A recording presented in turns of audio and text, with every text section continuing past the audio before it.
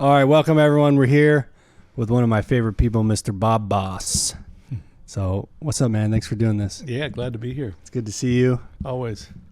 For some of you guys that may be listening that don't know, Bob's one of my old-time teachers and friends, and he's kind of the reason I know all the stuff I know, so thank you. Yeah, sure. I got you a gift, actually, and I wanted to go on record.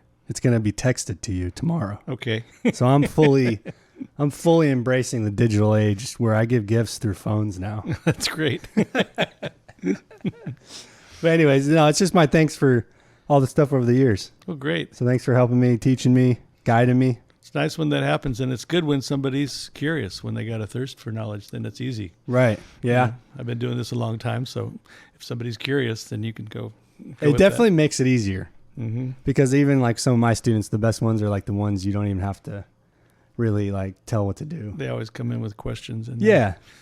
And I've had a few of those things. And recently, last night, one of my students from Miracosta 10 years ago or more, Mm-hmm. he texted me and said, I'm in town. I'm coming back because he went to school in Michigan and stayed there and got married. Now they're going to move back. Oh, cool.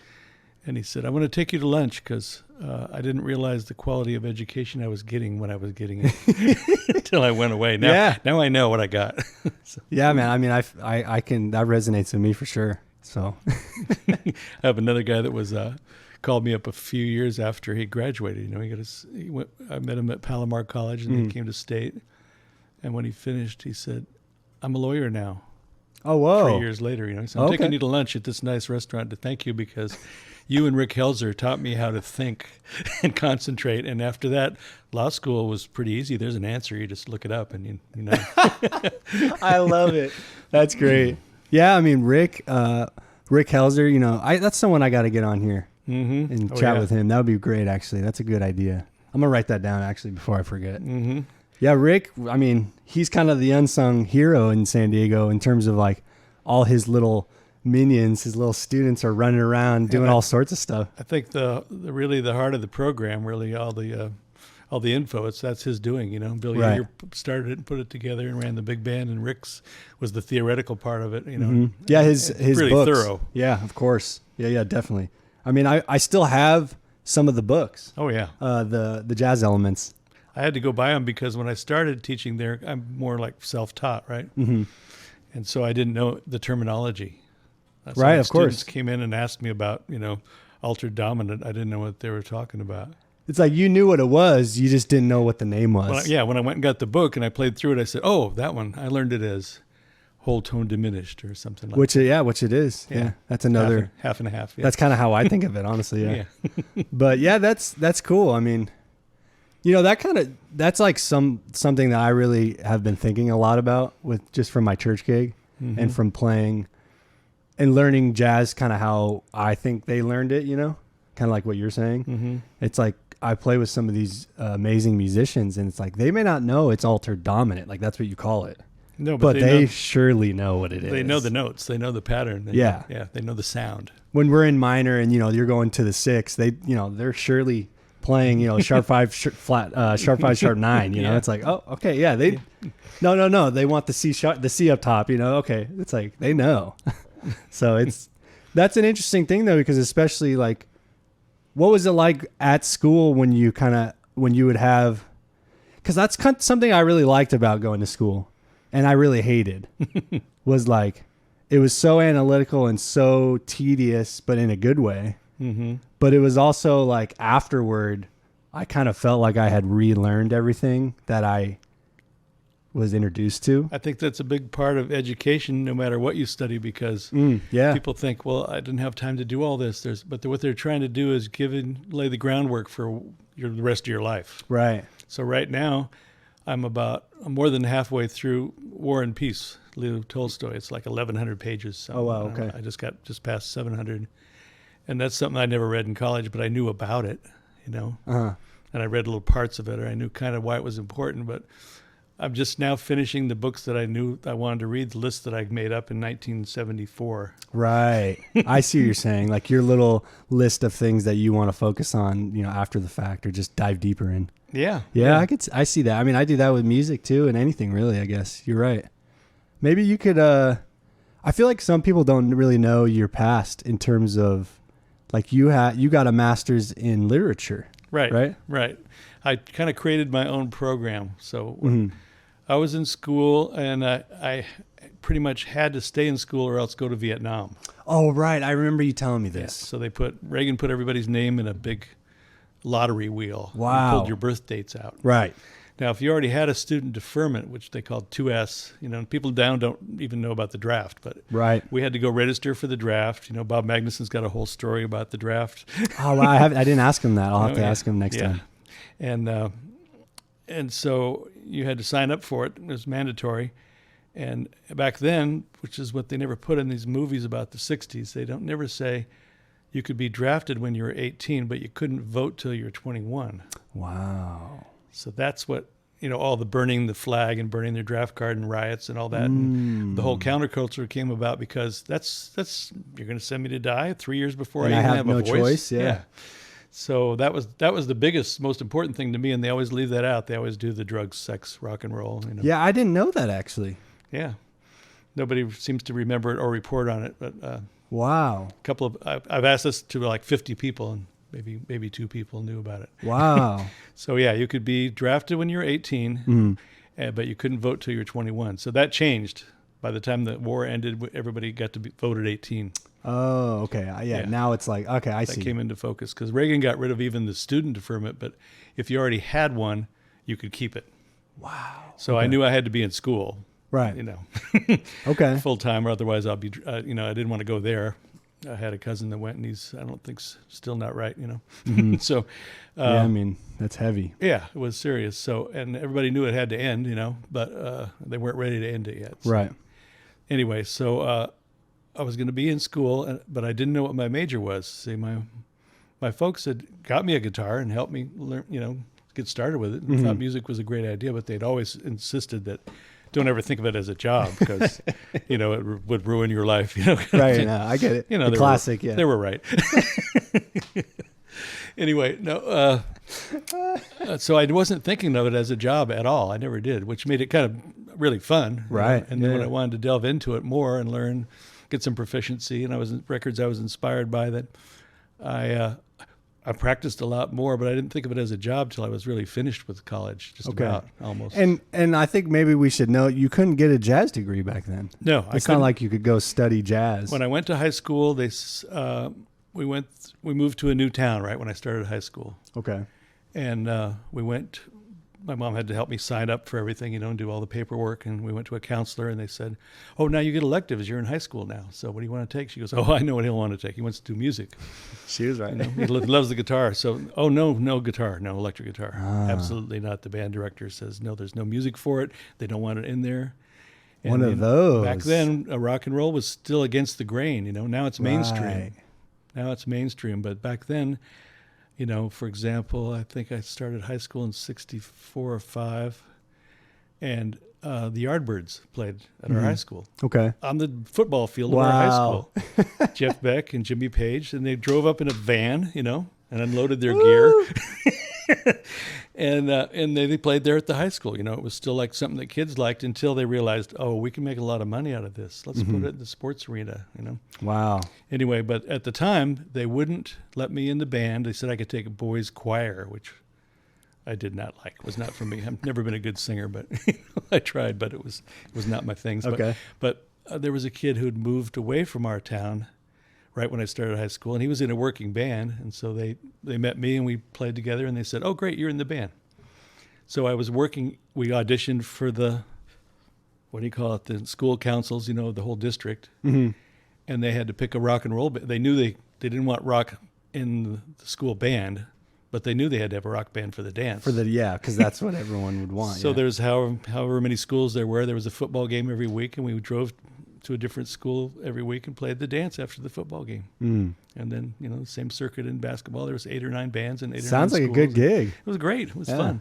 But and we did get paid, but I didn't really think about it at the time. Right. It was Now I just see what you mean. Here's this fun. Here's some extra money, Yeah. And it was just fun. And then when I went to college, it was kind of the same thing. No, you can't be a music major at all unless you're A classical or, guitarist. And I knew I didn't want to do that, and I didn't have any background and couldn't read. Right. Okay.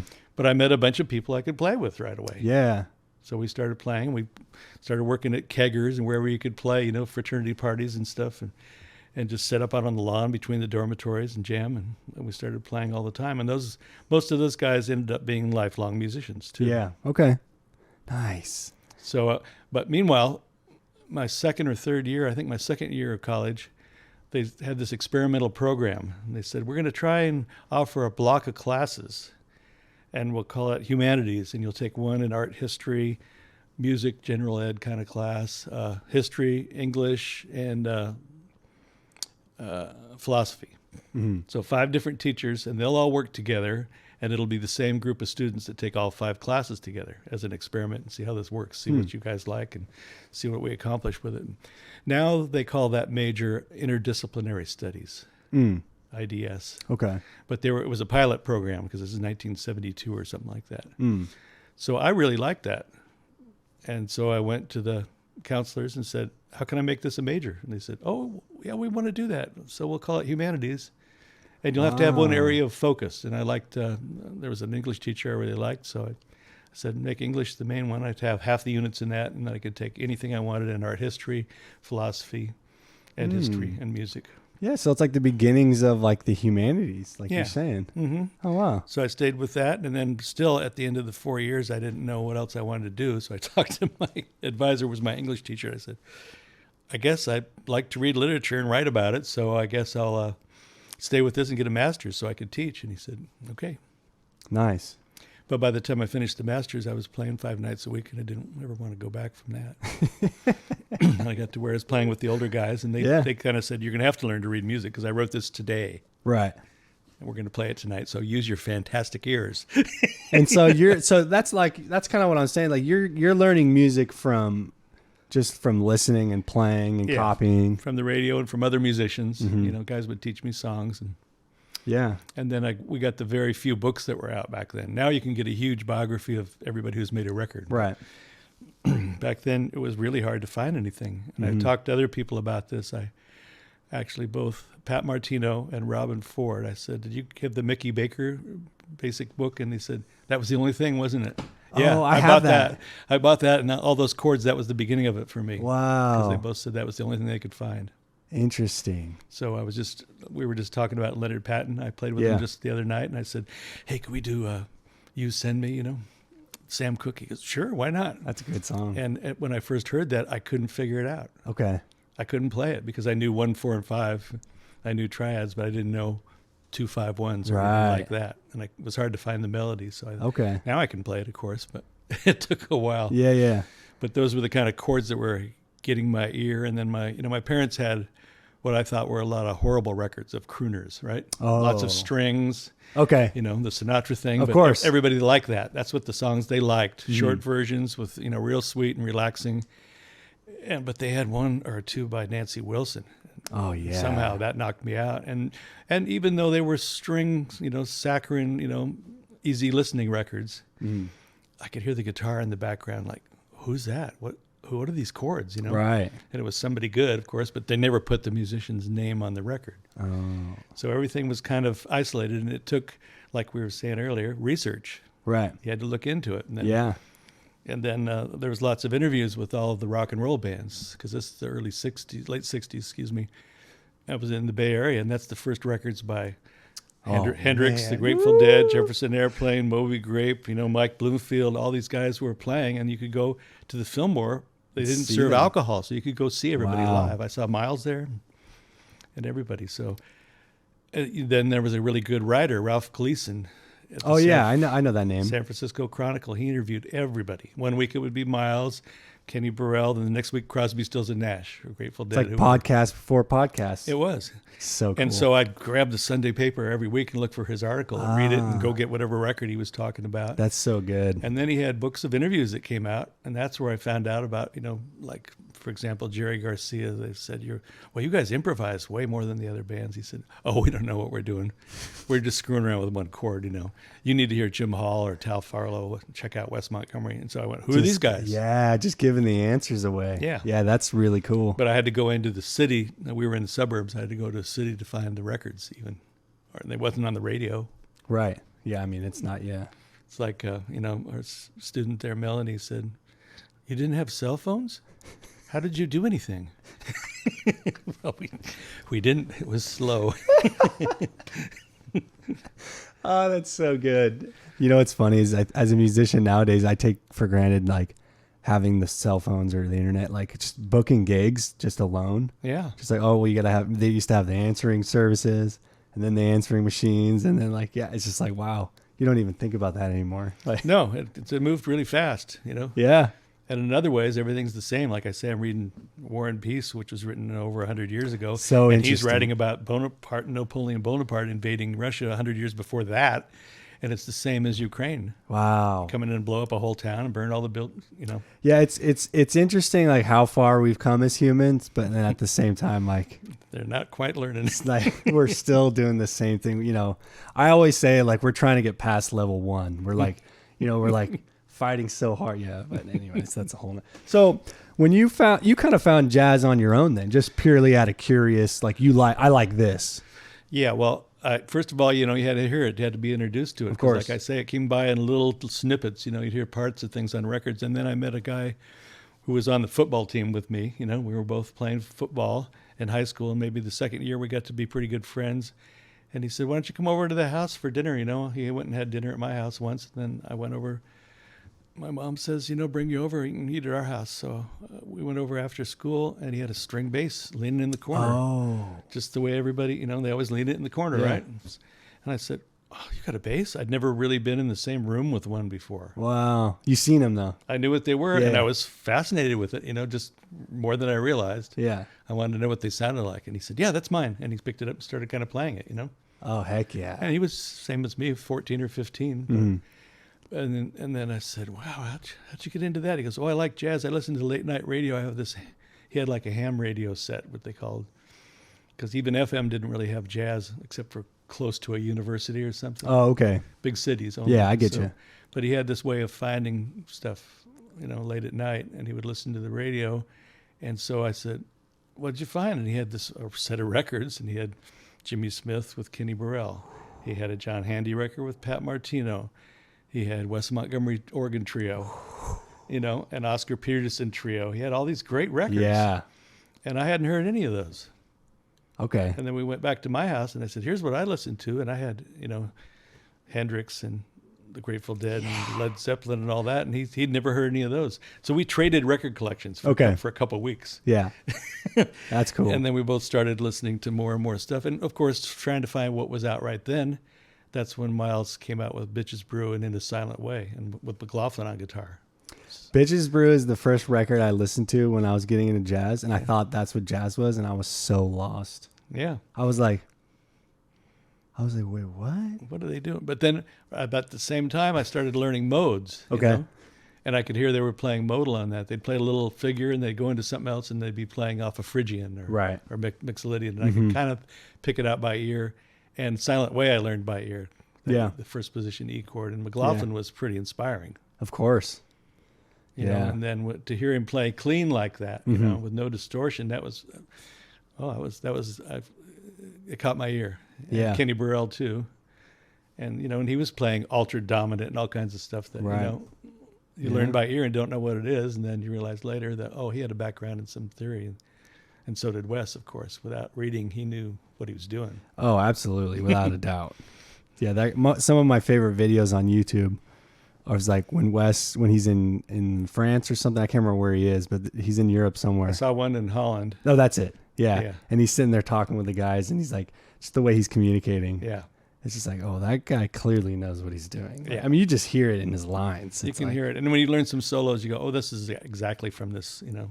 It's perfectly like, yeah, no totally for no. logical, really well-founded and everything. Yeah. Yeah, absolutely. I mean, yeah, he's one of my You know, and they favorites. downplay the whole part because he didn't read. They downplay the thing about him knowing theory, you know. But I saw a picture of him posing for with you know, the trombone player that wrote the theory books. You know, that's the I'll forget his name now. I'm sure you know who I'm talking about, though. The guy that wrote out the bebop scales and stuff, jazz improvisation. He played bass and he played trombone. He had a big band and he taught in Indiana. Okay. And I saw Oh, a of picture course, of because them that's posing for a picture together, you know. yeah, because that's where he lived. Okay. Yeah. So they were working on stuff every day and play that for me again. What is that? He didn't care what it's called, Right. but Yeah. he knew what it was. Right. Yeah, I mean, and honestly, just a bit like the older I get, the more I learn about music. It's just like now I can hear it so much better that I could see how you wouldn't really need to know what the name is. Yeah. As long as you're, I mean, it's mixolydian. Okay, whatever you want to call it, it's that. Yeah, this thing. If you can find that, yeah. And a lot of musicians too that try to show you something. If you're about to play something, where does it go here? They just play it and rather than tell you. Then tell you, yeah. Like Wes was doing on that, Yeah. Nika's Dream, right? He did. Yeah, of course. He plays That's it the again one, for them yeah. and they find it, right? Yeah. Yeah, I mean, and I kind of, that's like, that way of communicating is honestly faster Yeah. if you really want to get down to You it. get right to it. Yeah. I mean, it's faster than saying it. And if you have a good ear, you hear it. I mean, it's just way quicker. Mm-hmm. But yeah, it's interesting. I mean, trying to learn like that is definitely harder and it takes longer, I think. But if you learn it by ear, it seems to stick better. Yeah. Otherwise, if you learn it from, I've found if I learn it from a page, it stays stuck on the page. yeah, that's true. There's something to that for sure. And there's things I couldn't learn without a little bit of help, right? Without Mhm. slowing it down somehow and looking at it on paper. And then, but I try and get away from the page as fast as I can and just memorize it and just play it. Yeah, you know what I've realized too from playing jazz and my church gig is that I feel like memorizing is like definitely a skill that can be learned. Mm-hmm. Like you can get better at it. Oh, yeah. And I feel like that's something that is never talked about of like all the jazz greats is like their memories. Like, I mean, it's insane. Like those guys are geniuses. Like, And if they hear something and they know where the intervals are, and they know their instrument really well, they Right. can find it without having played it. mm-hmm. A lot of people are that. Christopher Holiday is that way. Right. Oh, I've heard that. Yeah, that means I can play it. Right. Yeah. I mean, that's next. That's Trip Sprague, he's the same way. Mm-hmm. What's the first note? Okay. Yeah. So you're at school, you get a master's, and then you kind of just afterward you're kind of just playing because it's just that's what you're doing already. Yeah, I was playing 4 or 5 nights a week all the time, and I was practicing all like a maniac. And this is up at Chico? At Chico, Right, yeah. okay. And I really liked it there because I kind of grew up in L.A. and I didn't like the smog and I didn't like the traffic and the way people were just kind of strange. I It's liked Northern different, yeah. California a little better, and then going to Chico, there's a river that runs through the campus. There's these gigantic oak trees everywhere Oh, nice. that somebody went up there and made a campaign to plant and all that. And so it's a gorgeous campus. And I thought, I'll stay here the rest of my life.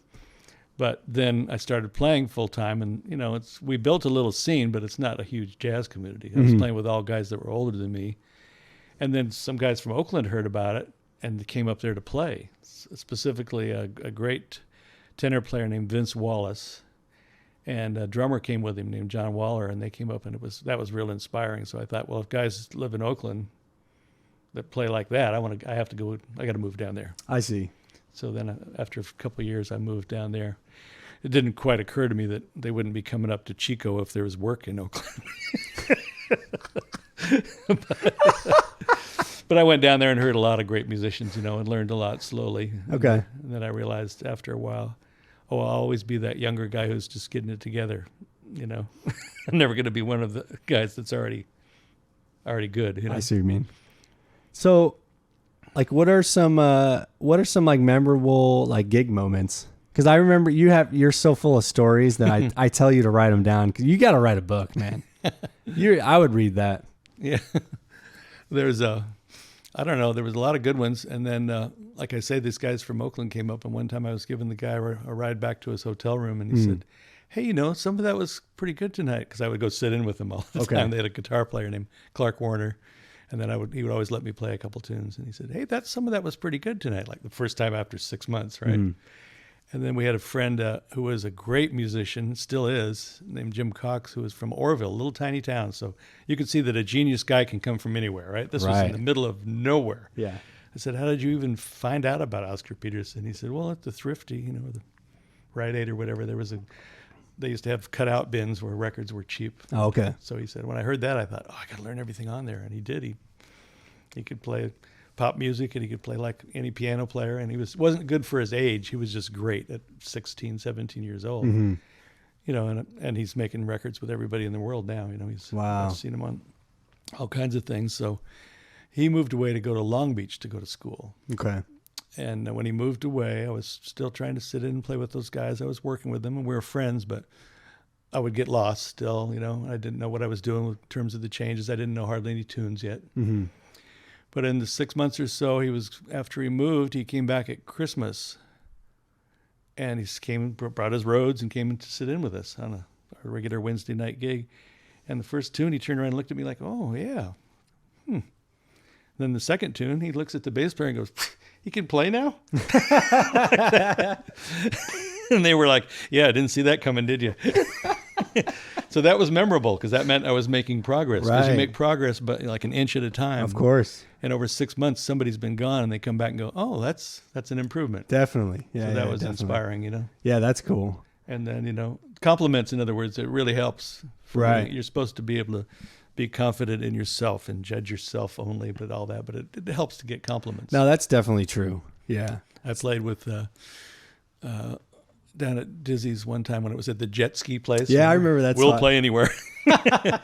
And so Daniel Jackson had a night there, and I played, he said, "Play a ballad." So I played Peace by Horace Silver Yeah. with Joshua White, Marshall, and Roy McCurdy. When I finished the solo, people are applauding, and I walk back to get out of the spotlight toward my amp, and Roy McCurdy said, "Yeah, Bob." I thought, well, I can just quit now because I'm not going to get a better compliment than that. That just stands out to me, like, you know, Yeah. more than applause from the audience. or Of course. anything. Yeah, your peer. There's a great musician, you Yeah. know, that you've looked up to and listened to on records for years, and I did okay. Yeah. No, I get it. Yeah. Definitely. Maybe Daniel Jackson's someone that I never really got to chat with him too much, really. Like I don't know, just I guess the timing of it was I was kind of younger and I was just kind of finding the scene, and I just never really got to interact with him too much. He wasn't a big talker. Right. He would just look at people and stare at you for a long time. You know, the night I met him, I was playing at the old Croce's down at 5th and F. Mm-hmm. Yeah, that was a With, great spot. Peggy Menifee was a singer, Clarence Bell on piano, and I was sitting there playing guitar. Clarence was covering the bass parts, and I saw Daniel outside the window. I don't think I'd met him before, but his eyes were real intense. He was standing right behind me, so I kind of watched him, and then I saw him a couple of times during the set, and then it was summer, so on the break I went outdoors right away, and he walked right up to me, right straight up to me. He goes, "That's you playing guitar in there?" And I said, "Yeah," and he just stared at me for the longest time.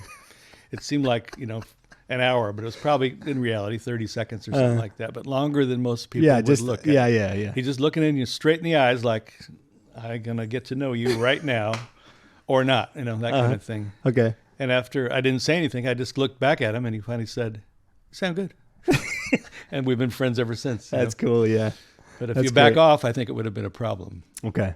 if we got nervous or started asking questions or something weird like that. But Yeah, he's just kind of reading you. yeah, Yeah, I get you. yeah. And I was patient with it, so we got to be friends. And it turned out he had a wild sense of humor, you know. Okay. Now, Rob and I were just talking about this last night. Since you're doing the San Diego Real Book, we have a bunch of his tunes. I would love to put his tunes in there. Yeah. Yes, please. We'll see if Yeah, we can send them to me. arrange that. They're all copyrighted and everything. We'll bring lead sheets, and we can come down and do a bunch of them one night. That'd be really cool. Yeah, Yeah, definitely. Yeah, he's such like a figure here in San Diego. yeah. You know, like I feel like there's a lot of cool history for like jazz here that's kind of unknown. Uh huh. You know what I mean? And each one of these guys, as they get older and they're gone, there's nobody to tell you about it. You know. Right. Yeah, I know. That's like, and that's why I'm trying to do this also. Mm-hmm. You know, it's just because I find it interesting, if nothing else. I don't even care if anyone watches these things, purely just for me. But like, I find it interesting, and it's a good way of like documenting it. You know, like you're saying. I mean, it's like the oral history, but you can, you know, it's actually, and it's still the same because it's just someone talking about it or discussing it or playing it or whatever you want to call it, right? But yeah, I've noticed there's some like history here. Whether you go from Harold Land to like, you know, modern age now, where like Gilbert, you, Rob, all these guys. And it's connected because, you know, we go to course. the older guys and you know, try and find out what they're doing. We would go to Daniel's house and play along with him while he wrote music. You know, Right. He'd change stuff and go, "Oh, let's do this. Let's do 2 bars of this. Now let's take that one out." And he just would mess with it for a long time until he found a way he liked playing it. You know, Yeah. And he'd say, "Oh, thanks for helping."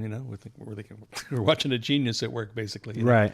But it would be typical for him to come in and just start playing a new tune. He'd play it like at a time, real slowly for you once, and you could find out where he was, and then he'd set it up in rhythm, and we'd all play it. Now, would he ever, like, when you're learning some of these tunes, like maybe these standards and stuff, like how did he kind of teach you them? Like, maybe you could just talk a little. I'm just fascinated on like how those guys kind of taught music. Mm-hmm. You know what I mean? Like you're saying, he would be playing piano, because some people may not know who Daniel Jackson is. Right. He played piano his whole life, basically.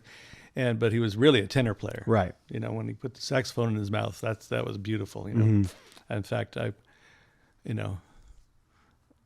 was just great to hear. Of course. So, and he composed at the piano, though. Okay. So that was one thing, and he would just play by ear. And if you missed something, he'd just kind of giggle like you'll get it next time around. He didn't really bother him. Yeah. So if it was somebody that made too many mistakes or was too loud, he would say no. He'd just get up and walk away. Yeah. But he taught us the stuff by example. He just started playing stuff. He didn't ever bring charts, really. Nice. Okay. A couple times when he did, he came up to a festival one time and said, "Look, Bob, I wrote all this music for today. I wrote it last week. I don't feel like playing it today." And he went out and played, Body and Soul, but he played it really fast. Oh. You never know what he would, Right. It could be anything, or it could be, A Train really slow. It could be anything like that, Yeah. that you didn't expect. He'd just try and make it fresh every time. So he mainly taught by example, by just playing songs. Do you know this one? Let's do it. And then if you miss part of it, he might say, like, I'd miss something. I'd play a flat 7, and he'd look at you and go, 6. Oh, like almost. Yeah. He might give you a clue like that, but really he wanted you to hear it. And he's telling you through playing. yeah. Yeah, that's great. Yeah, I did a recording session with him and Marshall, and they didn't want to give each other the music. Daniel gave me a chart for his tune, and Marshall said, "You going to show it to me?" He says, "No, you got ears. You'll be okay." That's funny. And then came time to do Marshall's tune, and he said, Daniel says, "You going to give me the melody or anything?" He goes, "No, I want your first impression. You know what's going on. You'll hear it. If you don't know what to play, don't play." And it came out beautifully. Yeah. And Yeah, I get you. And then later I'd get, back then, of course, a cassette tape, right? Mm. And I'd figure the thing out and write it down. I'd only seen it once in the studio, and then he'd take the music back if he gave me a chord chart even. Sometimes it would just be chords with no bar lines. Just the list of chords. Yeah, follow me. You'll find it. And then, and then he would take it back. And so then I get the cassette tape 6 months later, write it out and take it to him, because I think, well, we just did this. Maybe he'll want to play it on the gig tonight. Right. Oh, I so see. I take it with me and go, "Is this correct?" He goes, "Yeah, that's what we played. I changed this part, though." Yeah. It's ever evolving. It's constantly evolution, and just constant creativity is the right word, I guess, for it. Okay. That's what he liked. And, we did a concert at my daughter's school once when she was in middle school. And the kids got kind of squirrely at one point after an hour. They were kind of getting noisy. They'd been sitting fidgeting too long, Mm-hmm. It was almost lunchtime. And he went up and stood at the mic and just stared at the, 300 kids. And all of a sudden it was silent, just quiet. And he said, "Now, we're going to make this up." And he played Night and Day, real slow, rubato, and then he put it in tempo. We created a new thing on Night and Day. So Mm-hmm. Yeah, that's great. it got their attention. Marshall Hawkins is another interesting character that's still here that I really love. Yeah. I'm going to get to play with him pretty soon here. We're going to go, I'm teaching at the Idlewild Jazz Camp, Okay. which is 2 weeks long. Right. It's like, Up in Idlewild. Yeah. Yeah. and this will be the longest I've ever been there. I usually go for a day or two. I haven't even hardly got acclimated before. Oh, Because okay. the altitude, the air is really Of thin. course, yeah. But we'll be there a couple of weeks, so I'm looking forward to that, getting used to it. And I get to play one night with Marshall and Paul Carman, saxophone player. Okay. And one night I'm going to play with Marshall and Eve Evans, Okay, cool. pianist and singer, and raconteur, Nice. storyteller. She's a character. Heck yeah, that's great. So it'll be fun. Those are public things that they're kind of trying to combine what Jazz in the Pines used to do with the school. Okay. Make the festival more educational and make the education more of a live music experience too in town. Yeah, okay, nice. Yeah, Marshall, I think you're the one who sent me that picture I think that was you, Marshall. With you see Miles and he's smiling. And Tony Williams, right? Right, that's it. The stick is a blur. Yeah. That's it. That's such a great photo. Yeah. I'll have to find that. Maybe I can put this on the video. But you just texted me out of the blue, and I looked at it. And I was like, I mean, the thing that got my attention was the fact that Miles was smiling. Yeah. Because like, yeah. Marshall said, "Well, I was doing something right." Yeah. That's great. So you guys got to check out Marshall Hawkins. That's funny because we knew each other for a couple of years, right? Okay. Yeah. How did you guys meet? Well, I met him through some mutual friends. Like we could say, he came in following the tennis ball, follow the bouncing ball. Because okay. I had this friend who was a fan of the music. He would come to hear us all the time at this. I was playing with the Organ Trio, really good group. Right and this has been 84, 85, something like that. In the summer, we'd played this outdoor burger joint. It was really fun. And this guy came in on a motorcycle, and he was wearing tennis clothes. And he was listening, and we were trying to get a gig, trying to work steady, and you could tell when someone's paying attention, you kind of play right to them. Yeah, of course. Yeah. And just focus on that. And he was grinning. The next week he came back and brought like 4 or 5 people with him, So this was probably the second summer that we did this. We did get a steady gig, and then, it was too cold to play outdoors. But the next summer we started playing there again. And then he mentioned, we got to be friends, and he mentioned, I know this great bass player. I played with, Roberta Flack and Richie Cole and everybody. Marshall Hawkins. I said, really? I know who that is from records, Mm-hmm. He said, well, I'm going to bring him down here because he comes down once a week to play with Jimmy and Jeannie Cheatham at the big jam session down there at the Bahia. I said, oh, okay. I heard about that. I hadn't been there yet. So the next week he came in with those guys wearing, tennis clothes. So it turns out they played tennis together every Sunday morning. Marshall was a real fanatic for tennis. So, I mean, he'd play like 3 hours at a time. He loved the game. Yeah.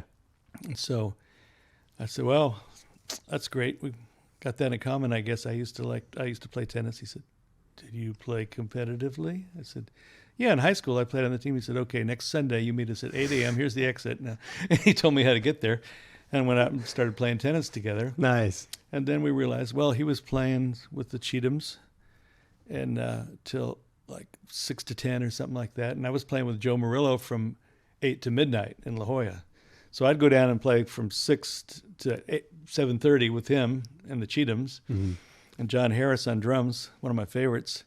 And then they would come over typically to Chuck's Steakhouse in La Jolla and play the last couple tunes with us. Okay, nice. And then I said, well, it's after midnight, you don't want to drive all the way back to Idlewild. Why don't you just stay at our house? So he started like crashing on the couch, and then his kids are just a little bit older than ours, So we had a lot in common with our families and with tennis and woodwork, all the kinds of different stuff. Mm-hmm. So we had a lot going on, and we worked on music all the time and played tennis.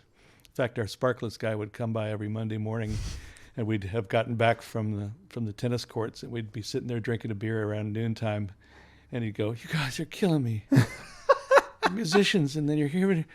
I'm just starting my work week. Every week you're here drinking a beer. Oh man. And it was, yeah, man. It's just what we do, And so, but we did that for probably a couple of years, Oh, nice. That's a couple great. of years. It was going on all the time, and he stayed down fairly often, Mm-hmm. And then we started working. I'd call him up to work Saturday nights or something, or we'd have something else going on. So we started to spend a lot of time together, and then he found out somehow or other through some other conversation that I had a master's degree. Mm-hmm. And he went, "Why didn't you tell me that? We could be playing in schools. That gives us validity." I said, "Well, really? I mean, people know who you are." He goes, that's. He said, "No, don't worry about it." And then it was a week or two later, we were down at the Bahia with the Cheatham's jam session, and there was a woman there taking a million pictures. Okay. It was a good jam session. People would come from L.A. Ricky Woodard and Eddie Oh, Harris wow. came down there all the time. Sweet. And they were they made records with, that were award winning, and they were starting to tour and do festivals in the summer. It was really a nice band. And so this lady said, "Everybody stay here. Come to the lobby here for just 1 minute. I need all your names because I'm going to write this up for the LA Times." Mm. It's a big jam session. There's nothing really this good in LA. These guys are coming from LA to play here. Wow. So I got everybody's picture. I got to match up your names with that. Cool. So everybody tell me your name, your instrument, and then who have you played with? It's obviously nobody's first gig. Okay. And when she got to Marshall, he said, Roberta Flack, Shirley Horn, Miles Davis. And I said, what? What? So then So you had no idea. No. He had no idea I had a master's degree, and I had no idea that Hey, he he's played with Miles. big time in it. Because he said, well, it didn't really matter, did it? We're working on what's important to me. It's what we're doing right now. Yeah, I love I it. said, I guess you proved that. And he said, but the masters, Jimmy Cheatham, he told him, and he was running the jazz program at UCSD. Oh, okay. So when I got there, he was actually mad at me for not telling him That's so funny. that I have a master. I said, well, that's not how you audition for a blues band, is it?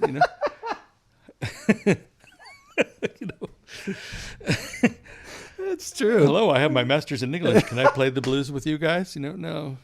But he said, no, I need somebody to teach there, but you have to have a degree, Uh-huh.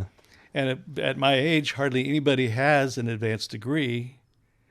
Nobody had one in Of course, jazz, unless right. they went to Berkeley or North Texas State or somewhere, So Okay. nobody had that at all. It wasn't available. Right. So most of the people I know that are my age that can play, they didn't go to school for it at all. Right. And most of the people I know that went to school didn't end up being musicians full time. Right. Yeah. So it was That's two true. separate things. But now jazz education is huge, as Yeah. we know, it's a big deal. And San Diego State is apparently one of the best places. Because when I started there, I thought, I've got students here from San Jose, Sacramento, Santa Cruz, and San Francisco. They all have state universities. Right. They said, well, they don't have a big band like we do. They don't have a jazz program like we do. Right. Yeah. So each school kind of develops one area of interest. Like, I think San Marcos is ethnomusicology maybe, and UCSD is real modern music, right? Of course. Yeah, I see what you mean. Yeah, so this is the one for the straight-ahead jazz players. Yeah. It's the best place for school, I guess. So Well, shout out to Jaeger and Helzer. yeah, and that's how I got in there. Was that I knew Rick from a concert. Marshall's idea was he and John Harris and I and Roy Gonzalez too on percussion, and that was the core of the band. He said, then Okay. we'll hire other people as we need them. We'll have an extra member, a horn player or piano or whoever we want. But this will be the band, and then we'll add people on. So we did a festival with Rick Helzer. Cool. And that's how I met him. I think I heard him play with Marshall one time, and then we did this festival, and we had a great time. And so then he called me up when Art Johnson, who was teaching there, and he wanted to move to France. Mm. So he said, he's got a girlfriend. He wants to take a semester off and go to France. So, good luck to him. He's doing a good job for us, but will you fill in just for one semester? And that was January of 2000. Wow. So I worked there 20 years. Nice. That's cool. Yeah. Art never came back. Yeah, I'll have to reach out to Jaeger and to Rick. Mm-hmm. That'd be good. Those two would be great. One guy I haven't thought of until right now in a while is Andy Powers. Oh, yeah. So maybe we could just chat about him because that guy's incredible. And the only reason I know him is because of you. Mm-hmm. Well, the only reason I know him is because he was my neighbor. Right. So serendipity. That's Yeah. what it is, really. I mean, Maybe you could tell people who he is real quick. yeah, Andy's a really accomplished guitarist, and he plays, lap steel and mandolin and banjo. He can do all kinds of anything with strings on it, I think. Mm-hmm.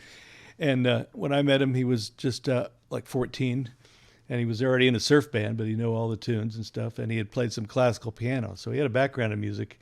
And the whole family is a really tight knit, great family. So they were homeschooled. Okay. And he's smart, so they were able to do all the homework early in the day. And then, and his dad's a really, really accomplished carpenter, and so he was working with his dad too. Right. So he's, and they surf together. He and Okay. his brother Sam and Dad, they all surf together all the time. And surfers typically will, stop at San Onofre and make a bonfire and play ukuleles, right? Mm-hmm. So he was saying, Dad, can we make a ukulele? We got a shop. Right. So he started making instruments at home, and that's where he actually made my beautiful guitar. Yeah, was that one's incredible. right there in his dad's garage. Yeah, that's wild. So, but his dad stopped by. He just pulled into the driveway and said, "Hey, my son wants jazz lessons. He plays guitar some, and he can read because he took classical piano, but he really wants to learn about jazz. I hear you're the guy. So, can I send him over?" I said, "Sure. I'm home today." So, about a half hour later, he showed up with a guitar. He and his brother Sam came over. And Sam said, "I'm a bass player." So, Just want to see what's going on. So I Nice. just played a blues in B flat, and he could follow me. Knew what was going on, but he Heck didn't yeah. know all the different kind of changes I was playing. And then I wasn't really. I was kind of had backed off from teaching Okay. at that point.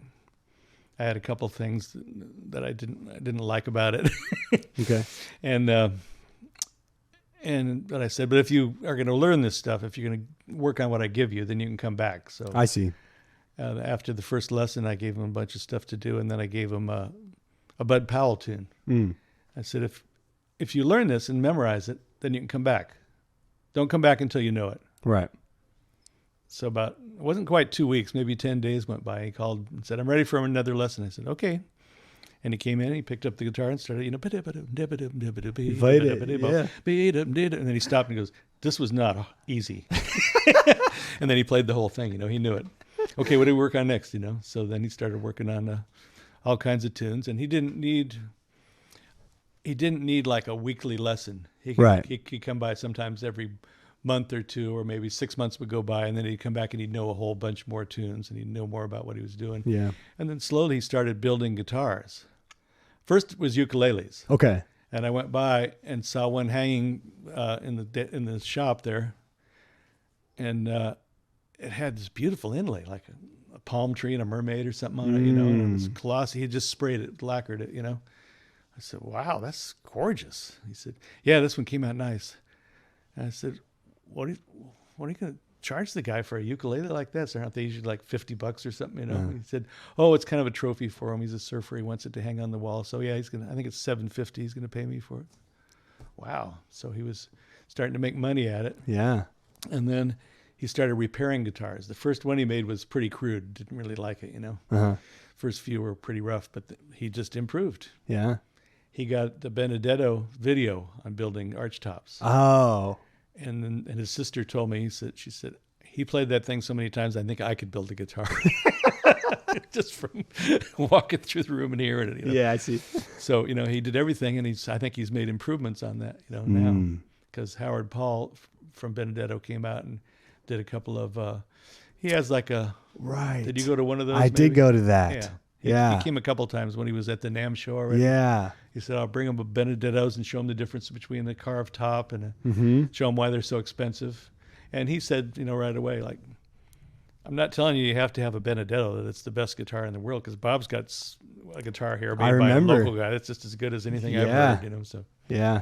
So yeah, then at one point, I'm not exactly sure how it came about, but there's, it's written up online because he met Bob Taylor somewhere. Mm-hmm. And then they kind of they wanted him to come and work for them. Right. So Bob Taylor from Taylor Guitars. Yeah. And they're based somewhat out of here, right? Yeah, their main thing is In right East over County, here. right? El Cajon, yeah. Yeah. And so they have a big factory there. They give tours of that and everything. And then they have another one for mass production in Mexico too. Right. But all of a sudden they started doing really conscience-driven kind of, really good, responsible stuff, like planting spruce and maple trees back east where they were from. And people asked Bob Taylor, well, that's going to take a long time to grow. You're not going to be around for that. He goes, somebody's going to want to build guitars. Right. And nobody's planting them. Right. It's going to take time. So we bought the land. We're successful. We bought the land. That's we great. planted the trees.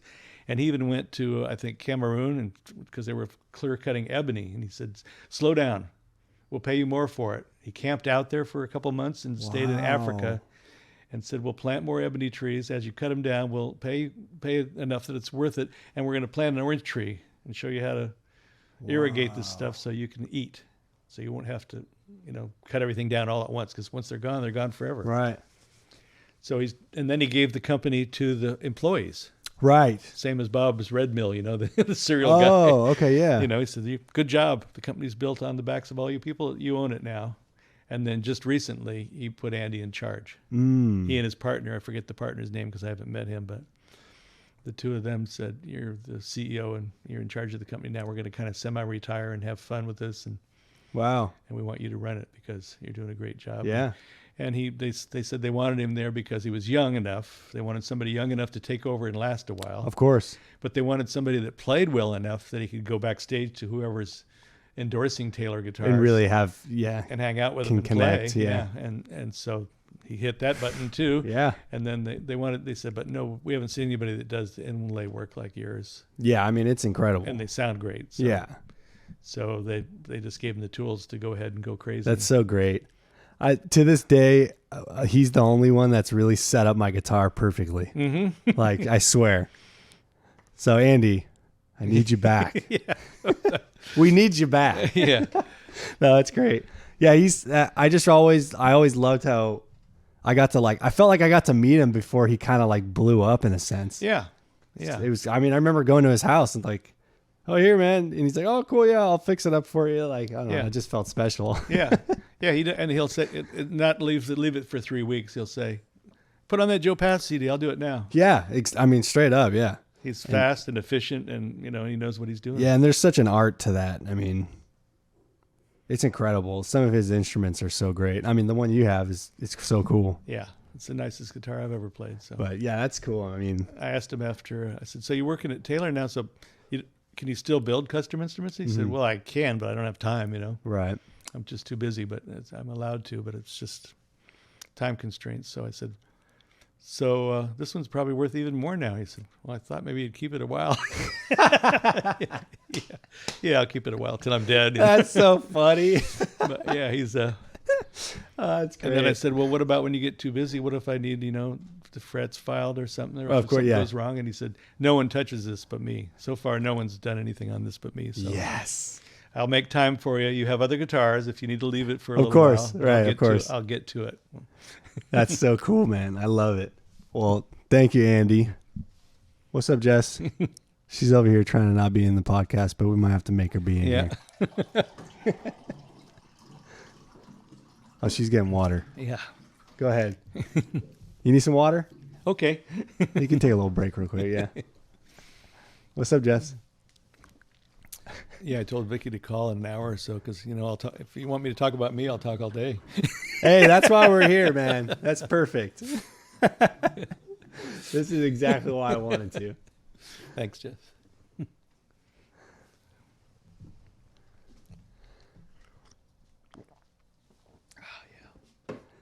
Well, look at I had to bring this out because this is how you know Bob knows me, guys.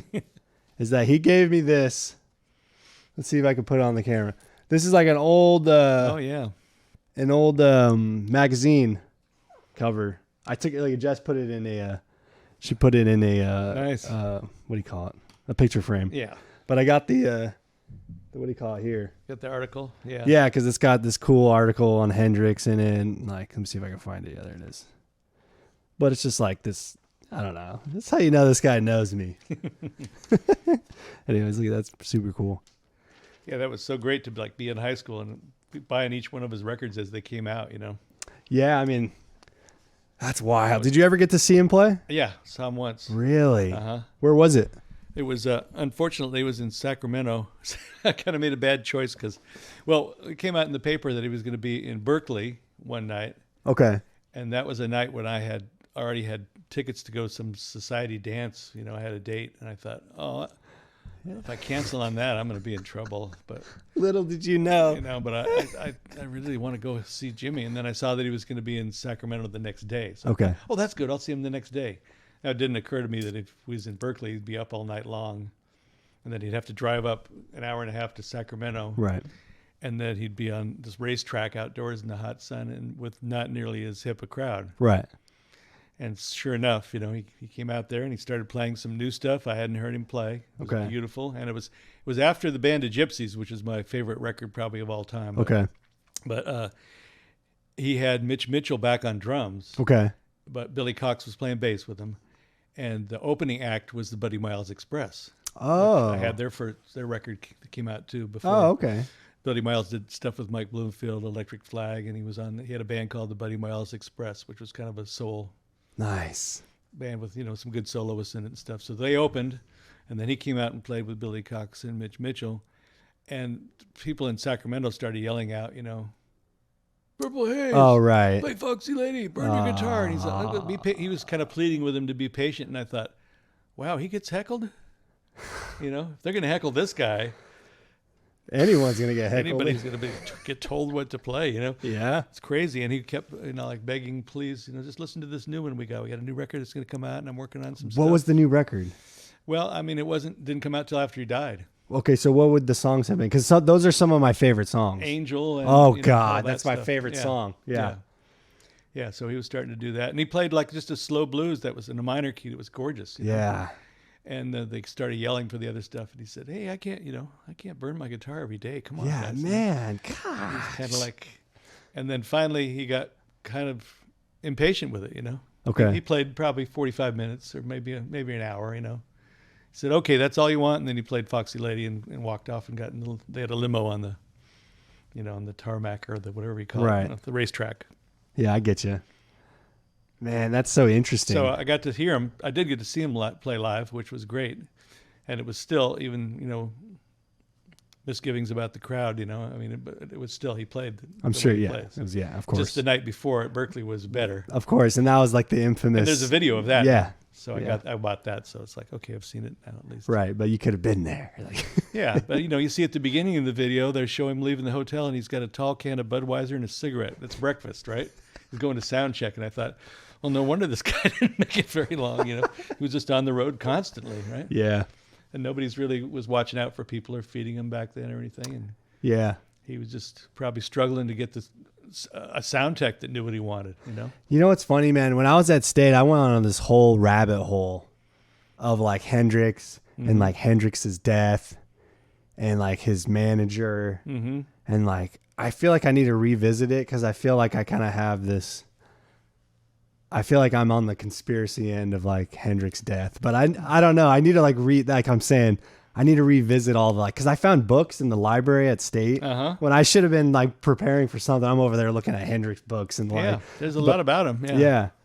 But yeah, so it's interesting. For somebody that had that short of a public career, right? It's amazing how we're still writing about it and listening to him every day. So true. Yeah. And it has a huge impact. Young musicians just love the guy. Of course. Yeah. It was great. Yeah, especially nowadays. I mean, with the internet, it's like you can't. That's what I love too about the internet, and it's specifically with jazz too. It's like you can't if you're into music, you're gonna end up there anyways. Like the path, you know what I mean? Like the path all ends up going through that camp anyways. Mm-hmm. So, but yeah, you're right. I mean, but to see what could have happened, right? If the money had been straightened out, because he had plans to build that studio that he worked on. Electric Ladyland could have been a huge, lifelong deal. And there's some really raw recordings of him like jamming with John McLaughlin and Buddy Miles. Yeah, I heard some of it on the radio, or I got a cassette tape at home where I copied it off the radio. But just playing on one chord. And from what I understand, he was supposed to be, playing with Miles. They were friends and they talked on the phone. Okay, so supposedly there's a telegram that's in some museum. I gotta look it up again, but supposedly they sent it was Jimmy, Jimmy, Miles, and Tony Williams sent a telegram to Paul McCartney. Right? Is that It could be. I don't know. I think it was. I don't know about this. Yeah. I gotta relook this up because maybe it's just not true at all. But I'm pretty sure I looked this up, and it's like in a museum you can see it. It's like, oh, come to New York, we want to make a record or something. He like couldn't do it right then, but then like Hendrix ended up dying like a little bit later. Mm-hmm. So like, it was in the works, and from what I heard, that like McLaughlin ended up being on Jack Johnson because they wanted to have Hendrix play on a record with Miles, and it's a E7 sharp 9. It's right up his alley. Yeah, of course. And McLaughlin, it's no slouch. He was great. What he played on there was really good. Yeah. And it's Billy Cobham. Man. So, what might have been and all that. I know, because it's like he knew all those guys. They all crossed the paths. Like, people don't realize that, he and Duke Ellington were very much alive, breathing air, and playing at the same time. Because 6 months after I saw Hendrix, I saw Duke live. See, that's so cool. And I had no idea what I was going to hear there, because all I'd heard was Satin Doll or whatever was on the radio. I thought it was like, probably a cool dance band, but they're right here. I should go hear them. Yeah. So I went to hear them, and they played all the heavy stuff. They played Harlem Air Shaft and all these dissonant, different, really that's when I realized up to that point, Hendrix was probably the best blues player I'd ever heard. I Yeah. thought it was the best of all time, probably. Right. But when I heard Duke, I went, oh, they've been playing the blues for 40 years longer than him, and they were incredible, you know? Yeah, it's funny because you listen to some of the guys that Hendrix liked, and it's like, I mean, you could tell he's playing exactly like them, just in a different way, of course, through an electric guitar and much louder and, doing his own thing. But, like, you can hear it. It's the same, like, it all comes, It's one long thread, you know? Yeah, that's what one of my favorite albums is, the blues album. And the cover is so cool. I still have the CD somewhere, but the cover is it's like one of those pictures where there's like a bunch of squares and they're all different pictures, and it's different classic blues artists from before Hendrix, and then they make up like this Hendrix face. So it's like one of those things, Yeah. But it's got Albert King, all these guys in it that he was influenced everybody, by. Yeah. And then I was reading a while ago about Kenny Burrell, and they asked Hendrix, "What do you think of Kenny Burrell?" He goes, "That's what I'm talking about." That's and he knew who that was, and honestly, you hear like Hendrix does a lot of octaves, and I think there's even him talking about like, I saw Wes Montgomery or whatever. Just like it's like it's the same. They're at the same time, and that's how I found jazz really, was because I was into Hendrix and Zeppelin and all that stuff, and then I was like, well, I would rather. If I'm going to I felt forced to go to college. So I was like, if I'm going to go to college, then I'm just going to study music. Like, screw you guys. And so, I was like, I didn't know anything really. I was just like, well, I have to either choose jazz or classical. And I didn't know either one. I was just like, and then I remember seeing like a combo, like a jazz combo play. And I'm just like, you could just tell they knew what they were doing. Like, it's and you could tell they're improvising. And I remember seeing a real book for the first time. And like, what are they playing? Like, what is this? The real book? Like, it's real? Yeah. Like, what? And it's just because of Hendrix. Like, I just wanted to play. I could tell that they were the same thing. Yeah. When you go, I saw something about I forget what the third one was, but they said when he got to England, he had a little suitcase and he brought 3 albums with him. Okay. Roland Kirk and Mingus and somebody else. I forget really? who the third one was. Yeah. One was like Blues and Roots by Mingus. Roland Kirk, there was one called Rip, Rag, and Panic where they actually break glass and stuff at the beginning of one tune and the sound effects on it, Oh, wow. I didn't know that. Yeah, that's what he was listening to at the time. I mean, I believe it. Yeah, I'm not surprised at all. That makes perfect sense, honestly. Yeah, that's really cool. Yeah, I mean, I love that stuff. I'm biased, so.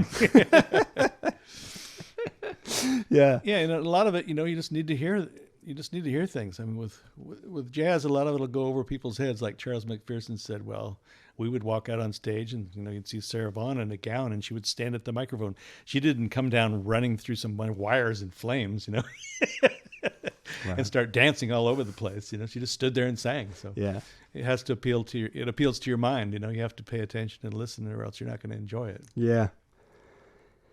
Yeah. It's, I think with, there's that whole saying like jazz is dead. And I just so disagree with it now, especially nowadays. The internet, it's like, I feel like it's more alive than it's ever been. There's young people now that play so much better than when I realized that I was really just hunting in the dark, Right. I had no idea what I was getting into or how, and I just dove into it full time. But it was just like hunt and peck, get what you can. Right. Especially nowadays, like that's why I admire Gilbert so much. Like what he's doing with the Young Lions. It's like I told him, I was like, hey Gil, in 10 years when these guys all come back to SD and there's no gigs for us, I'm coming after you, man. Yeah. Like it's great though, because he's like, you guys are teaching all these teenage. It's like the after school program. It is. That like instead of going to soccer or after soccer or before, whatever, you get what I'm saying? Like, oh, we're gonna go, let's go to the Young Lions and like go jam some Horace Silver. Like I went and subbed for Gilbert the other day. These kids are playing like what were they? It was a Horace Silver tune. I think it was Horoscope. Yeah. Just shredding it. Serious. They are serious. Yeah. And a while ago I went in and subbed one morning and I taught them a Daniel Jackson tune. Oh, nice. And they played it and I recorded it and sent it to Gilbert. That's great. I said, wow, check this out. Yeah, It was a simple one, but still they learned it on the spot. Right. And they were playing it. They were soloing. Yeah, they definitely get it. I mean, yeah, and then they're going out and doing great things. I mean, there's so many of them now, and it just keeps getting bigger and bigger. I think it's great, man. Yeah. I think it's super cool. Yeah. But it's really tight. So it's nice to see. And then some of them come to the sessions, and then like I'm like, hey, wait till you hear this kid play. Mm-hmm. They're like someone that doesn't know, and then they get just like just blowing minds. Like it's like, yeah, I mean, talk about being humbled. Yeah. These kids aren't even graduated high school yet. No, I mean, that's what I said about a couple of years ago. Somebody was, Nick Caldwell played a great solo, and somebody said, "Who is this guy?" I said, "Yeah, wait till he learns to drive." He's 15 at the time, so. Yeah, that's so true. And they're used to I mean, Gilbert went through the Daniel Jackson School. Of course, he knew it really well. So he says, right. "Come in, bring your horn, and sit in and play. You'll hear it. Here we go." Yeah. How'd you meet Gil for the first time? I can't remember exactly where the first time was, but I think it was probably at one of his jam sessions. Okay. Because I heard about him when he moved here, and I remember, I used to do all the research. I'm still not used to looking online to find stuff. I'm doing it more and more now, but I used to spend hours going into the record stores, looking at album covers, reading stuff, and I go with friends, and it was almost like trading baseball cards. Yeah, and I remember clearly with my buddy I was talking about, Rob Wright, who was a bass player in high school. I said, "Who is this guy, Joe Henderson?" Oh, yeah. I said, "Who is this?" And he goes, "I don't know, but it's got Elvin Jones and McCoy on there. It's got to be." Wow, that's so cool. We bought Inner Urge, a used copy for $2 or something like that. And I went, okay, this is, That's so cool. That's how you guys found it. That's tight. And then you keep looking for, okay, who else is, well, this guy's on it, so it must be good. That's what you were saying earlier about the research thing. It's so true. It's like, it's like, what? I mean. And if you look for it, you're going to find it. That's the thing. If you look hard enough, you're going to find out a lot about it. So definitely. I mean, I had a friend that pointed out to me that after school was over, really, I was playing all the time, but I hadn't thought of music as a career. Mm-hmm. I was about graduating, and I thought, well, I've got enough money saved up, because I worked my whole master's year. I worked in the cafeteria. So I didn't have any time to spend anything, so I paid my bills, lived real cheap, and had money in the bank. And I was talking to a friend of mine, sitting there playing the guitar, of course. I don't know what I'm going to do for a living. I don't know what I'm going to do. I haven't even thought about a job. Nothing appeals to me, and I guess I have to go teach. But my teacher was not somebody that was going to bring me in and help me get a job. He was kind of He was like, "Nah, this is it's not for you." So anyway, so she said, "Are you serious? You don't know what you're going to do? Really? You're already a musician. It's all you think about. It's all you talk about. You drive the rest of us crazy telling us what bass player's on some. I mean, we don't care about that. You're obsessed with this. This is all you think about. You're playing every night of the week. This is what you do. You're a musician already. Right. You don't have to become one." Right. And I went, "What?" You're like, "Oh man, she's kind of onto something." And I went on to the unemployment office, in Chico, small town. So I went down there, and you sign up because they guaranteed me. They said the school's cafeteria is going to close. As soon as a week after school shuts down, we'll clean everything up, and then you're off, and we're laying you off. So you will have worked here 9 months. So you get unemployment, no contest. We pay into that. Mm-hmm. So I thought that's good. It'll help. So I went on to sign up for the unemployment, and they said. They signed me up, and then after a few weeks, you go back and they want to know, what's your job search? What are you going to do? And I said, I think I'm going to be a musician. Well, no, you have to. It has to be a real job, And I said, oh, really? Do you have a list of the real jobs so I don't make that mistake again? Because I thought, it was a real job. I mean, I thought we had life, liberty, pursuit of happiness. You're telling me there's jobs that don't count, Get them. And she didn't know at the time, really, probably, that because nobody else had come up with that. Of course. You're not supposed to be self-employed. If you're a musician, you're self-employed. And then it got you. Yeah, but she didn't know that, so she just said, "Well, how will we know? I mean, where are you working?" And I said, "Look, I had the newspaper. It had a picture of me playing some place. I play here every Wednesday. I make whatever it was, probably $15 back then because." Mm-hmm. You got to realize I'm almost 70, so gas was 30-something cents a gallon. Wow. There was no phone bill or internet bill, unless you drank too much and called somebody back east. There was long distance, but your phone bill, if it was shocking, it would be $20. You'd have to go do something else. But I see. I couldn't fill up my Volkswagen. You couldn't put $3 in there. Whoa.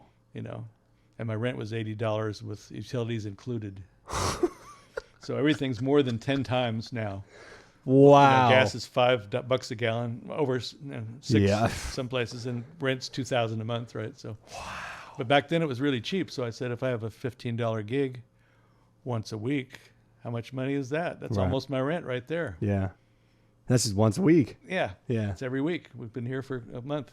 So she said, well, actually, if you claim the money that you make there, then that extends your claim, because we want you to work part-time while you're looking for work. So it means that your money will go a little longer. I said, okay. So she let me do it. Mm-hmm. And each week I'd show her where I played. Mm-hmm. And then I got a steady gig at a restaurant, that paid like, $40 a night or something. And so I said, I'm working now. This guy's been there for a year, so I guess I'm done. She goes, this is really weird, but this is what unemployment's designed for. It's not the job that we were thinking of, but, I said, But you're doing good it. luck. You did really well. If you get fired, let us know. But otherwise, Right. this claim will run out in a couple months. Right. I didn't ever get unemployment again, but Yeah. That's cool. Wow. I never had a real job. That's so funny. That's classic. Yeah, and That- even all the teaching, you're a subcontractor. Yeah, you're just basically. hired on. You're not a real employee. Right. Which is so strange, though. Well, they save a lot of money that way. I mean, it's kind of why they designed adjunct faculty, because if all you're going to teach is jazz guitar, Right. then they can't hire you full time for that. I see what you're saying. You know? Even though that's the best class, in my opinion. Like if you're a jazz major or like jazz guitar major or whatever. I mean, any instrument, you're going to get private lessons. right? Yeah, that's like the private lessons, like the best class. I mean, one of the best classes. It's like one-on. I mean, when do you ever get one-on-one at that level? Yeah. You know what I mean? Like, Mm-hmm. I think personally, that's my favorite one. I always thought, but Yeah. yeah. So, but that's cool, man. Yeah. Wow, that's so wild. So if I'd known I was going to be doing that much of it, I might have thought of it more as a career. But it just came by in bits and pieces, and then it filled in and helped. Like, when the recession or whatever happened, or whatever happened with W, with the stock market crash and the bank bailouts. And all Oh that yeah, stuff. the 08. Yeah. Then there were less gigs, but I was still teaching, so it kept us afloat. Mm-hmm. 'Cause I was see. Teaching it at that point. I was at 4 or 5 schools for a while. I was doing Oh, a wow. different school every day. Oh geez. Okay. Idlewild, Miracosta, Mesa, Palomar, and State. I see. Yeah, I mean, I feel like, well, we don't have to get into that, but I feel like we're about to do a round 2 of that soon. Yeah. But so what's it like? Because you're just playing around town and doing, you're teaching at Young Lions. What's it like nowadays playing gigs in comparison to like, I don't know, maybe back before like it? I don't know.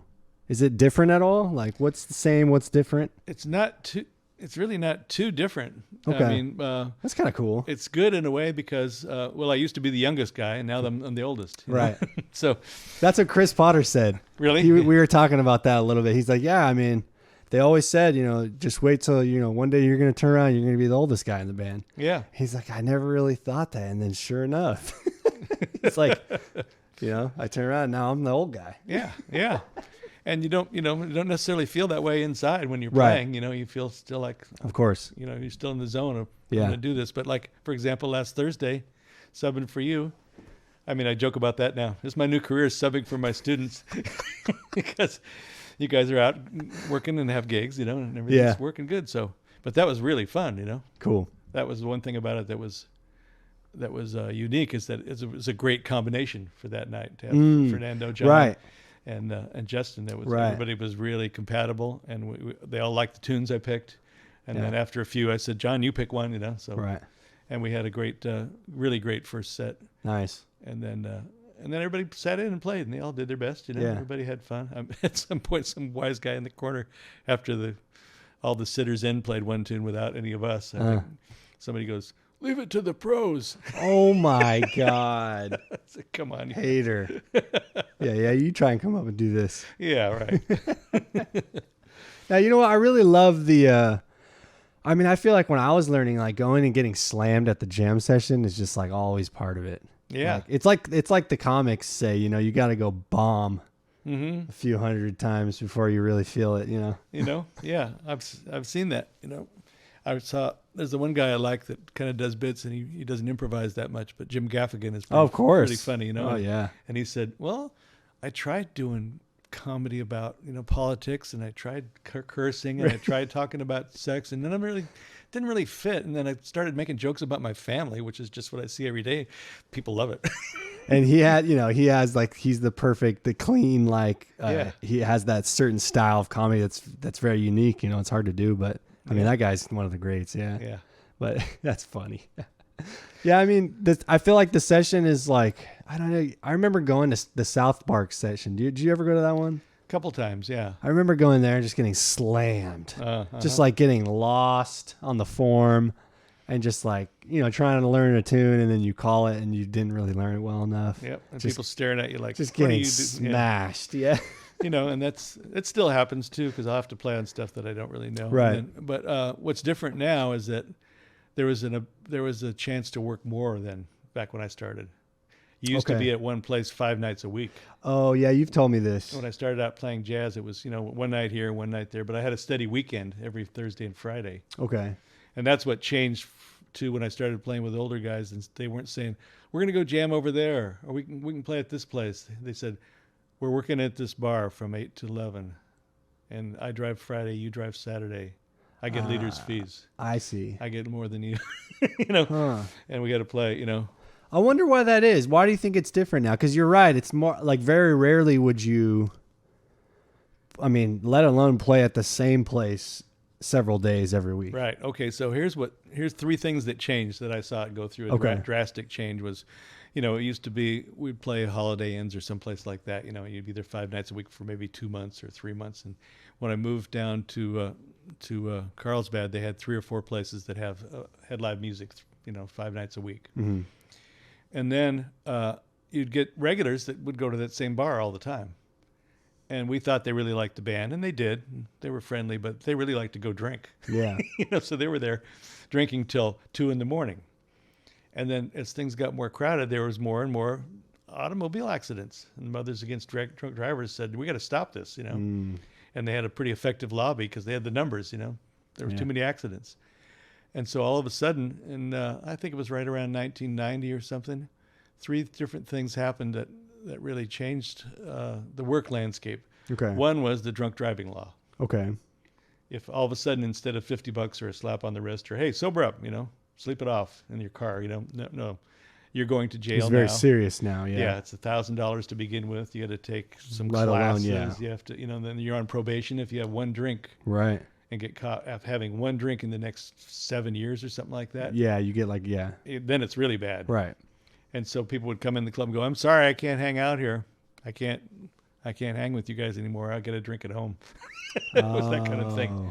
So all of a sudden there were less people in there. Then there were more people that wanted to play music too, looking for the gig, And then you start to see people playing left-hand bass and no bass player. Right. So the group's getting smaller. And it went from 5 nights a week to 3 nights a week. And then the VCR came in. Oh. Videotape, and you could rent movies. So people were and got bigger TVs. Just they would stay home and watch a movie and drink at home. And then the concert prices went through the roof, so they'd have to save up to go out to hear a real concert. So they'd do maybe 2 or 3 of those a year and watch movies at home and not go to the club. Okay, I see now. Okay. So, it was like they used to have this thing of they would they always set the bar clocks ahead 10 minutes because they had to have the place empty by 2. Oh, right, yeah. So they would say it's 2, and it would be 10 until they gave them 10 minutes to clear everybody out of there. They turned all the lights on, and people go, oh, no. The Turf Club, I think, still does that. The clock is still set ahead because they got to get everybody out of there. I see what you're saying. And that's a neighborhood bar where people could walk there, so they don't really watch their limits. They drink a lot. Interesting. I never thought of it like that. But down here, you have to drive to get home from the bar. Yeah. And that made a huge difference. So that, in the Gas Lamp, where people are hanging out downtown or maybe taking Uber or live close by, those bars are still pretty busy for a while. But then it went from 5 nights a week to 3 nights a week to 1 night a week to 1 night a month. Right. That's what, Interesting. So you have to go all over the place to work that many nights. So that's one thing that's different is you're not working, like I said, when I worked with this organ trio for 5 nights every week for 3 years in the same place, 2 or 3 years, I felt like I knew every tune there was. We could play, Right. I we mean, learn stuff instantly. Yeah, especially playing with like the same crew. Yeah. Or like the handful of Good musicians that were older than me. I learned a lot. Right. It was really good. Yeah. I mean, that's priceless. Yeah. And same thing. They learned to play by ear, and they knew, I remember playing with one really great musician, and he called sus chord sustain. He didn't think it was suspended, and he never went to school for it. Right. But he'd seen the symbol, and so he said, Sustained. don't put the third. Play sustain. That's so funny. Yeah. And he was playing everything right, so It's the right thing. Yeah. Doesn't matter. Yeah. Whatever. I knew that he called it that, so that's what we called it. Yeah. Yeah. I always love how like it doesn't really matter the name as long as you're playing the right thing. Call whatever you want. Yeah. But like, Yeah. that's just proof. Yeah. There's a good Robin Ford video where he's talking about the diminished scale, right? Mhm. He said, now there's different names for this. You're going to see a lot of confusing different information, like there's 2 diminished chords side by side. So some people call it double diminished. Of course, And then there's right. octatonic. And, he said, it doesn't really matter.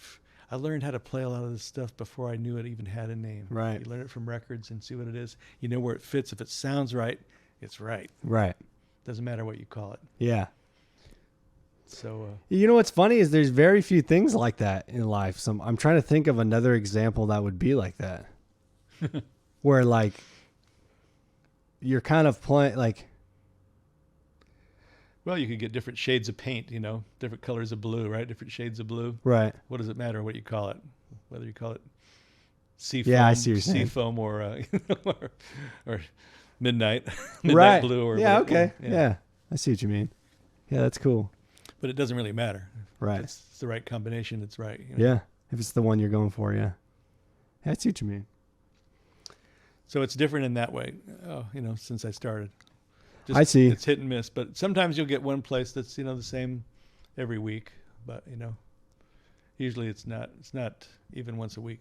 Right. Yeah. See, I'm used to like the once a week or Yeah. like you're saying, like, or we play here once a month or Mm-hmm. we're here whatever day. Yeah. Yeah, you never know. So like I say, I got 3 friends that play at the Westgate. Gilbert's Friday night, Yeah. Holly's Saturday, Rob's on Sunday. on So Sunday, between yeah. the 3 of them, I get a couple nights a month. Yeah. I see.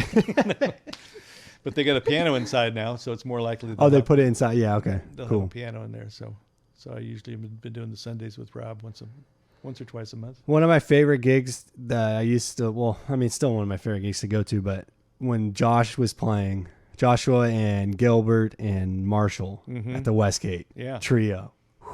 yeah. That's good. It went somewhere every time, didn't Oh, yeah. And just like, they'll just let Joshua play or like it? Mhm. Marshall will just go. They won't even say anything. I just love it. Yeah. Yeah. That's like, And the few that I've done, you could play 3 songs and it would be a set. right. Nobody ever said, "What are you going to play?" Right. Gilbert just starts playing, and then you fall in and play it. Yeah. Until he goes to the microphone and said, "Now we're going to feature our guitarist." What? And everybody goes and sits down, and you got to play by yourself. Yeah. That's what it is.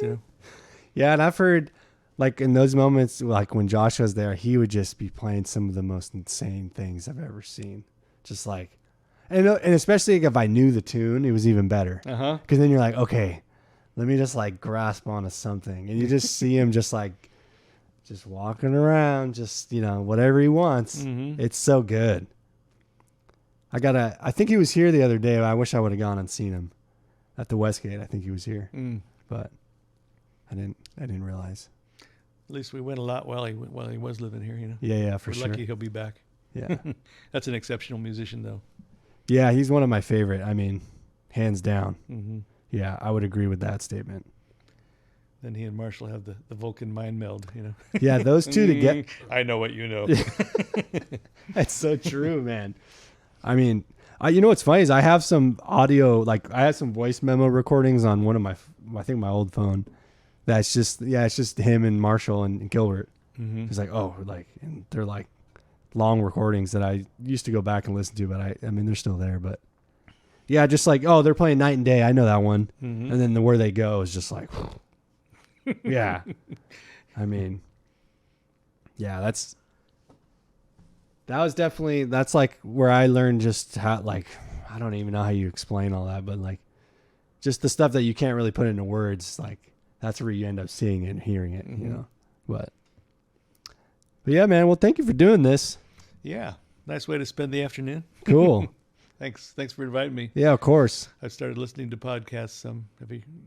You found any cool ones? Yeah, there's this one called Broken Record. Rick Rubin and and Malcolm Gladwell. Yeah, the author. I've heard that. Yeah, I'd listened to just a little bit of it, and then just at random, I'll get something from Guitar Magazine. The other day, I was driving to Young Lions, and I listened to Yngwie Malmsteen. Oh, okay. And he was a character. Yeah, he's really funny, and really to listen to him talk, he sounds just like our friend Mikan. Really? He talks like that. I gotta get Mikan on here. He's from, he's not from Serbia. He's from Sweden, but okay. Still, he was like, somebody tells you do this, do that. Nah, same kind of accent and same kind of just mannerisms too. The way he is. Yeah, Mikan's great. He's a funny dude. Completely different styles, Yeah. And then saying things like, well, they criticize me for playing harmonic minor licks. Well, that's what I do. I like Paganini. That's what I do. I'm not going to come out and play bebop. Then you realize this guy's not living in an isolated world. He knows what bebop is. Yeah. Yeah. Sometimes, I'll listen to podcasts or read an interview with people I don't like, and you find out more about why you don't. Yeah, that's true. Information. Of course. Yeah. It's definitely a cool medium, but. Well, I'm glad we did this, and thanks for everything. We'll have to do this again. All right. I'm telling you, man, you got to write down your little story, because I swear every time I see you, you tell me something new, which very rarely happens with people. My wife says, I've heard them all. Vicky's great. Oh, man. All right. Thanks. Well, thanks, Bob. See you guys.